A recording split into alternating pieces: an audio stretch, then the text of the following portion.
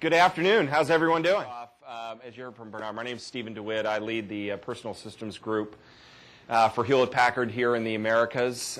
Personal Systems Group, what is that? It's everything client. So PCs, notebooks, netbooks, slates, phones, connected devices of all different sizes and shapes. It's a big part of HP's business. It's tough business. We joke a lot that in our side of the world, if you don't wake up every day throwing punches, you're going to get left in the dust. And I apologize for being a little bit late here. Ironically enough, I was late being here because we're going through a fair amount of M&A activity right now. And as you saw in the press, we recently transacted a small deal here with a Silicon Valley, I wouldn't call them a startup, but a younger Silicon Valley company in Palm. And we're going through some interesting things right now, and so that's where I came from. So my apologies on being late. But, oh, I got the clicker. Perfect. I really just have a couple of slides, and I was very excited to have the opportunity to close your session this morning. As you heard from Bernard, I'm a kid of an entrepreneur. I watched my father start and close down probably 20 companies. My father, I can say, built a better mousetrap. He actually did create a better mousetrap. It was a PVC pipe with a little sense stick in it and a couple of electrodes. And so the mouse would kind of climb in, go over the little thing, hit the electrodes, get zapped, you know, and he had a recurring revenue stream behind it where you could buy the pellets that created the thing. The only problem with that business model is if you've ever electrocuted a rat, it doesn't smell very good. And so consumer response to his products was not great. But throughout my entire life as a kid growing up, my father beat into my head, don't ever work for anyone. Don't work for the man. You'll only be happy if you do your own thing. My father went to Yale, he went to Stanford, went to great schools, had great education, all that kind of stuff. Was friends with the Hewlett Packard families, in fact, out here in California in the early 60s. So by the time I got going, and you know, fortunately the technology industry was birthing right as I was coming out of high school, this seemed like a great place to be. My job was as a test engineer on Rengsdorf, just down the way here in 1985 for a company called Software Publishing Corp. For those of you that remember the old Harvard graphics, Harvard Total Project Manager, those were extraordinary days in our industry. None of us knew what was ahead of us. None of us knew what the frontier held. We knew we could break through barriers, and it required that entrepreneurial spirit to be part of the DNA of the company. And I tell you, from that moment, I was completely hooked. I've had the opportunity to be involved in starting 2 startups up. I'm going to share a couple of points on that. I know exactly what you're going through.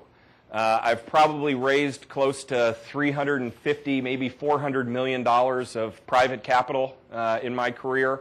Raising money is tough. It's brutal. In this environment, it's difficult.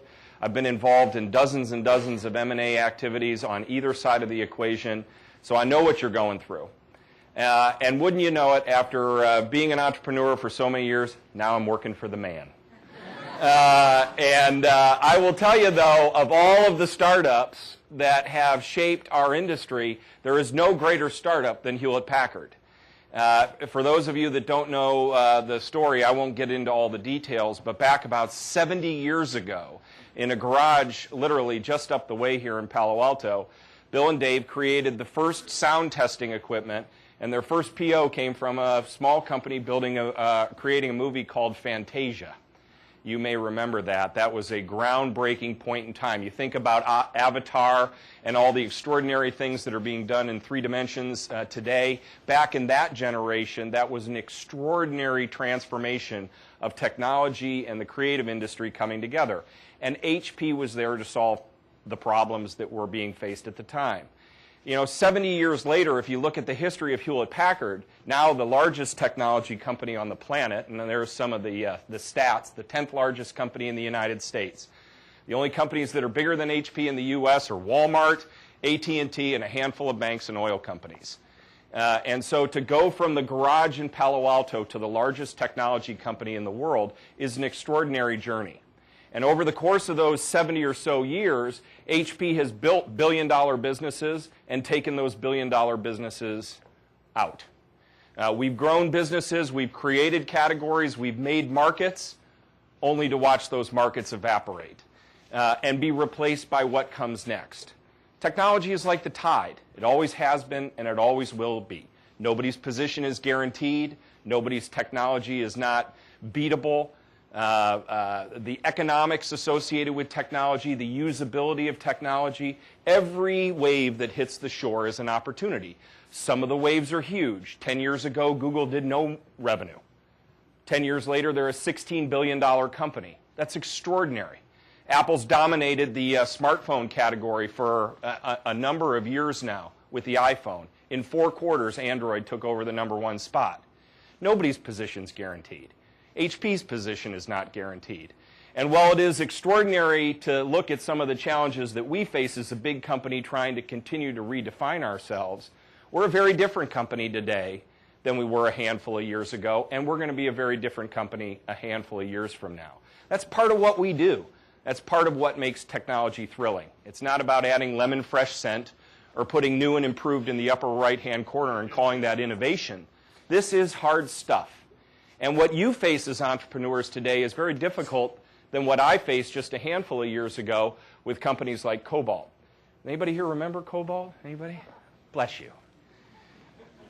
You know, Cobalt was a classic story. You know, we entered into a market, you know, granted it was crazy days. We entered into a market that was dominated by the big boys, dominated by Dell, dominated by Hewlett Packard, dominated by IBM. And in comes a little company who had a vision that was really nothing more than eliminating complexity. That was the big push. Was there big defensible intellectual property? Was there pioneering breakthroughs in terms of throughput or bandwidth or anything of those types? No. It was all about usability. How can you take complexity away from somebody trying to do something on the net? If you remember in the mid-90s, the gold rush was happening. Everybody wanted to get on the net. Everybody wanted to do commerce on the net.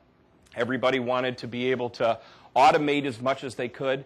But of course, most businesses didn't have the know-how to do that at the time. You know, I look back at my time before Cobalt. I was at Cisco. And Cisco in the early 90s was in an extraordinary position. Networking was booming. Everybody knew that they needed to become networked in order to be competitive on a go-forward basis, but nobody had a clue how to do it. And it was an amazing point in time. I will tell you, at Cisco, we kept things pretty technical. That was part of what kept people close to us, and we liked that sort of persona. But that sort of persona was exclusive. It wasn't inclusive. So as we built out Cobalt, our philosophy was bring networking to the masses. And so we gathered a brilliant group of engineers together, literally a couple of dozen engineers, and in a very short period of time built the Cobalt Cube. And I still have the picture. It's one of my favorite pictures of that moment in time. I'm sure many of you have had it or are in the process of having it. When the first order came in the case of Cobalt, it was Iowa State University, and we all gathered in the loading dock for our first 1 unit that went out the door. And when the loading door dock went up and the poor UPS guy walked in to do his pickup, we had the entire company there and got a picture of him taking our first box out of that. I think we made about $9 on it. And our first quarter of revenue was $68,000. And we felt like we were on top of the world. I will tell you, nothing personally made me feel better, made me feel more pride, more excitement and confidence that in that moment when we got that first order. That can never be replaced. The feeling of that can never be replaced. And then reality sets in. Okay, I got a great idea. I've got a better mousetrap. Now how do I scale the company?